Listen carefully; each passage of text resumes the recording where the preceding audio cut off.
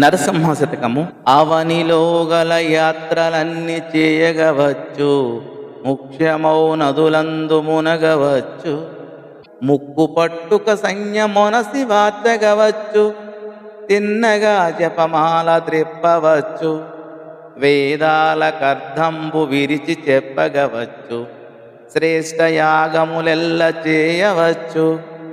ధనము లక్షల కోట్లు దానమీయగవచ్చు, నైష్టికాచారముల్ నడుపవచ్చు. చిత్తమన్య స్థలంబును చేరకుండా నీ పదాంభోజముల నిలుపగలమే. భూషణ వికాస శ్రీధర్మపుర నివాస, దుష్ట సంహార నరసింహ దురిత దూరా. శోభామయమకు ధర్మపురమున వసించు నరసింహస్వామి, నీవు దివ్యాభరణములతో ప్రకాశించువాడవు, పాపములను పోగొట్టేవాడవు, దుష్టులను శిక్షించువాడవు.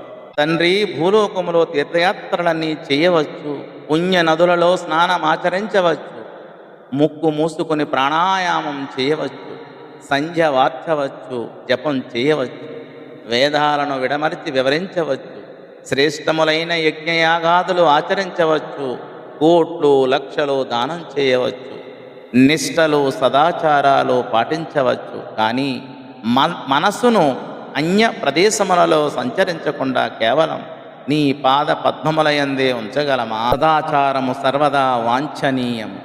సద్భక్తి వెనుక నిలిచియున్నప్పుడే సదాచారము పూర్ణత్వం వైపు కలుస్తుంది, పూర్ణత్వం వైపు కదులుతుంది. సద్భక్తినివ్వని సదాచారము అభ్యాసమే గాని అనుభూతి కాలే. ఆచారాలలో అందరూ అనురక్తిని చూపుతారు, భక్తి విషయంలోనే ఆసక్తిని చూపరు.